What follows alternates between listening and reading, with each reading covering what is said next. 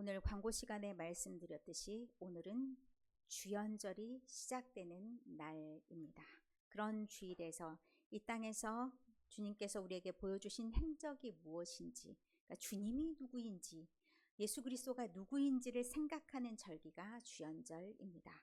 그 절기에 예수 그리스도가 누구인지만 알아서만 되는 것이 아니라 나는 예수님과 어떤 관계를 맺고 있는가, 그것을 아는 것이 신앙인의 답이라고 생각을 하면서 오늘 주제를 나는 어디에 있는가 라는 제목으로 던져보았습니다. 여러분은 지난주에 우리의 표어를 기억하십니까? 2026년도 우리의 교회 표어가 무엇이라고 말씀드렸는지 알고 계십니까? 오늘은 크게 여러분 눈에 보일 수 있는 곳에 힌트가 딱 있어서 누구나 말할 수가 있습니다. 주님과 함께 한 걸음. 여기에서 가장 중요한 것이 무엇이라고 생각하십니까? 무엇이 빠지면 이것이 이루어지지 않을까요? 주님과가 가장 중요한 말이라고 할 수 있습니다. 그러면 우리의 현 위치가 어디에 있는지를 주님과 관련 속에서 찾지 않으면 답은 없다, 이렇게 보시면 됩니다. 요한복음 13장부터 17장의 말씀을 이른바 고별 설교라고 합니다. 예수님이 유언과도 같이 남기신 말씀. 그러면 마지막에 던져진 말씀이라는 것은 어떤 의미가 있는지 여러분도 생각해 보신 적이 있으실 겁니다. 아마 부모님이 돌아가셔서 마지막 유언을 들어보신 적도 있거나, 아니면 우리가 드라마나 다른 것들을 통해서 유언이라는 것이 대충 어떤 내용이다 라는 것은 생각할 수가 있습니다. 여러분은 유언을 어떻게 남기고 싶으십니까? 삶에 있어서 귀중함을 생각하는 그런 계기를 마련하는 것이 유언장을 쓰는 거라고도 합니다. 내가 만약에 지금 시간이 얼마 남지 않았다면 나는 나의 가족에게 또는 나와 가장 친숙한 사람들에게 무슨 말을 어떻게 남길 것인가? 한 번쯤 생각했을 수도 있고 아직 내게는 그런 일이 일어나지 않을 것이기 때문에 먼 일이다 생각하지 않을 수도 있습니다. 그런데 이렇게 마지막까지 주고받을 수 있는 것도 어찌 보면 복이 아닐까 생각을 합니다. 제가 우리 이제 연로하셔서 우리 교회도 잘 못 나오시고 이런 분들을 위해서 기도하는 기도 중에 마지막에 풀 것은 풀고 감사할 것은 감사하고 정리할 것은 정리하고 이렇게 가는 인생이기를 바라면서 하나님께 기도합니다. 그런데 우리가 마지막에 무엇을 남길까를 미리 준비했으면 좋겠다라는 생각을 하게 됩니다. 저는 아마 유언을 남긴다면 어떤 유언을 남길 수 있을까? 굳이 많은 말이 필요하지 않을 것 같더라고요. 미안한 것들도 있잖아요. 미안하다? 정말 고마운 부분들도 있잖아요. 고맙다.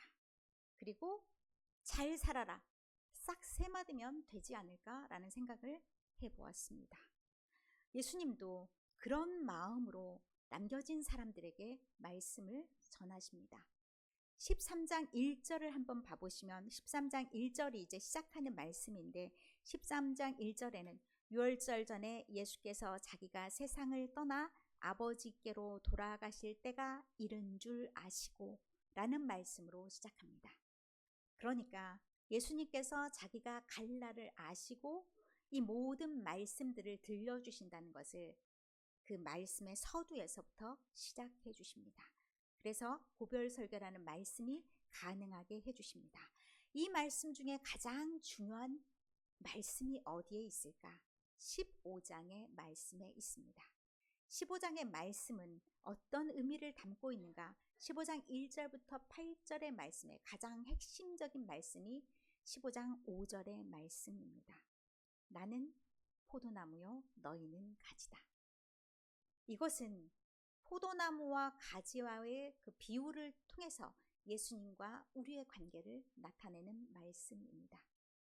가지는 포도나무에 붙어 있어야 살 수가 있습니다.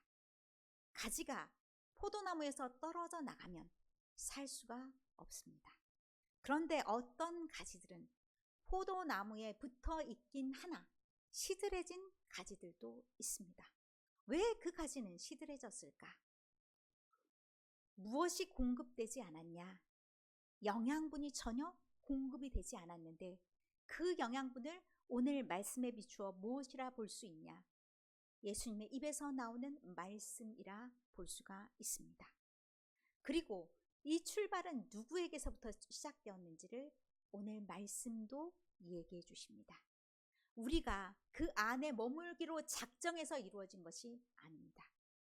예수님께서 우리를 선택하셔서 우리를 접붙여 주셨다라는 표현을 쓰는데 붙여주신 겁니다. 붙여주셨기 때문에 우리는 그 안에서 딱 붙어 있는 존재인데 때때로 우리 스스로가 우리가 누구인지 어디에 있는 건지 잘 모를 수가 있기 때문에 예수님께서 이 말씀을 해주신 의미가 있는 겁니다. 내가 그 안에, 그가 내 안에 있다라는 것을 어떻게 기억할 수 있을 것인가?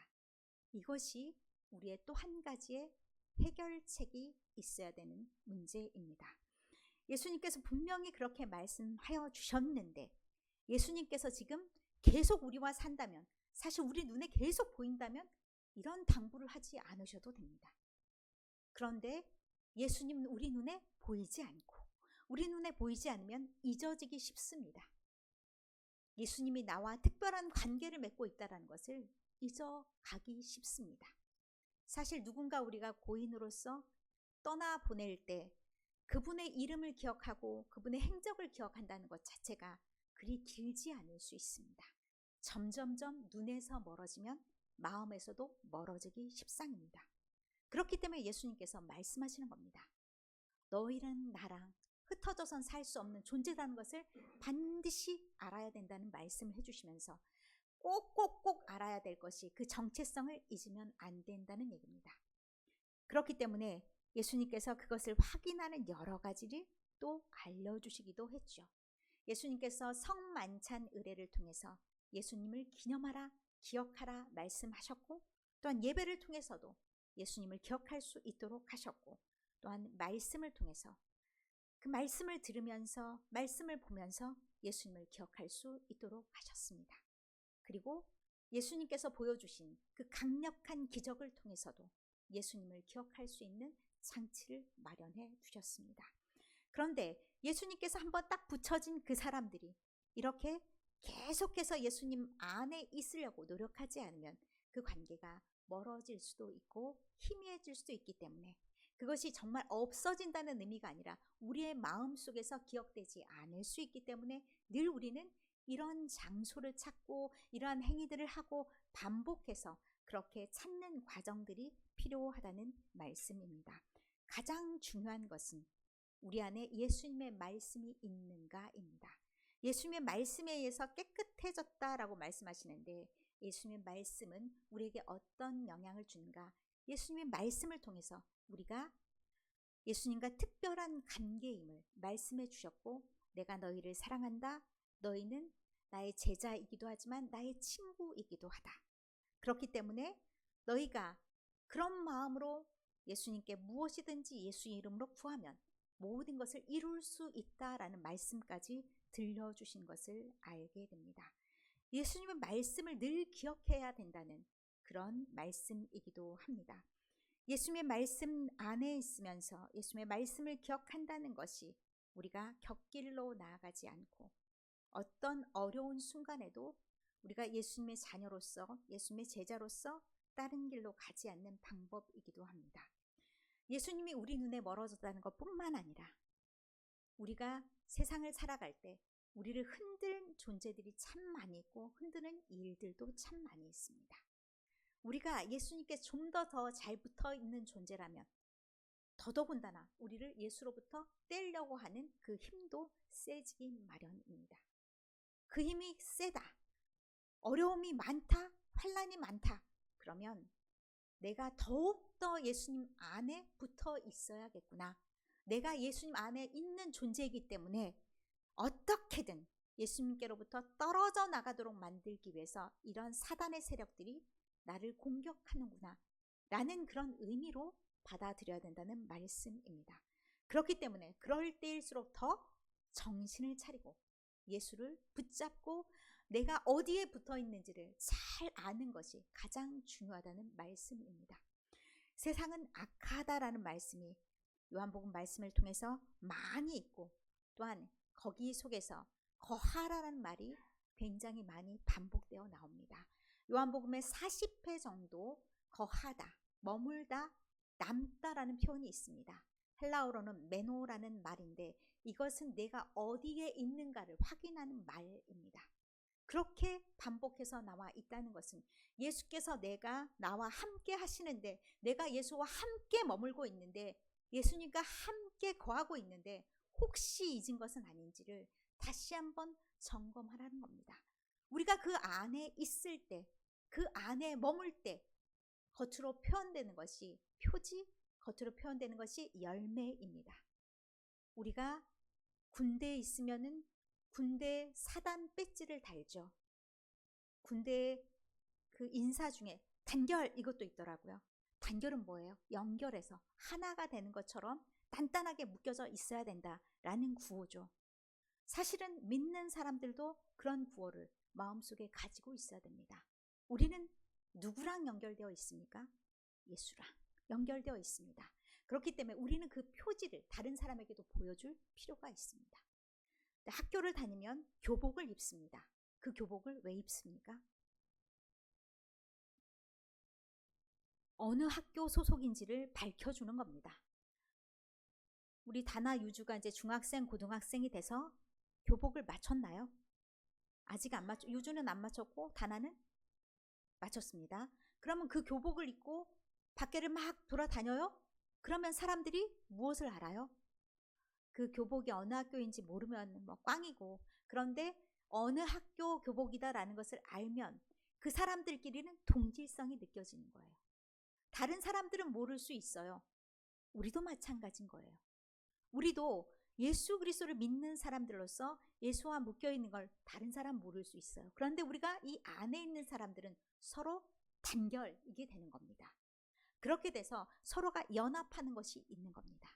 그럼 우리는 누구의 끈으로 묶어져 있냐? 예수의 끈으로 묶여져 있는 사람들입니다. 예수라는 분을 빼고 나서는 우리가 존재하는 의미가 없어서 어떻게 얘기하냐? 예수를 떠나서는 살 수 없다라는 극단적인 얘기를 하는 겁니다. 피부로 와닿지 않을 수 있습니다. 그런데 그 생명은 없는 생명이랑 똑같다라는 말씀을 하는 겁니다. 예수 안에서는 죽은 거랑 똑같다는 겁니다. 그 가지는 어떻게 되냐? 있으나 마나. 그래서 하나님이 나중에는 그 가지들은 잘라낼 수밖에 없는 그런 과정에 이르게 됩니다. 그래서 우리가 자르지 마세요 하고 몸부림치라는 그런 의미가 아니고, 우리가 행해야 될 일은 우리가 예수 안에 있는 존재라는 것을 다시 확인하는 과정들이 필요하다는 얘기입니다. 우리가 예배를 왜 드리냐? 왜 예배를 드리십니까? 가장 중요한 게 내가 누구인지, 나는 어디에 속해 있는지, 이것을 확인하는 시간이 우리가 예배를 드리는 순간입니다. 예배를 드려서 나 혼자가 아니라 옆에 있는 사람들을 보면서 우리는 누구인지, 나는 누구인지를 다시 확인하는 겁니다. 우리는 예수님께 속한 존재, 우리는 예수님의 가지입니다. 우리가 예수님께 붙어 있지 않으면 그것은 사는 것이 아니라는 것. 우리가 예수님께 붙들려 살아갈 때 그것이 우리가 살아가는 것이라는 것. 그것을 생각하면서 우리가 이 말씀을 통해서 우리가 있어야 될 자리에 잘 붙어 있기 위해서 노력하는 것이 필요하다는 겁니다. 우리가 예수님과 관계를 철저하게 맺으면서 우리가 살아갈 때 우리에게 생명이 다시 샘솟게 된다 말씀을 드렸습니다.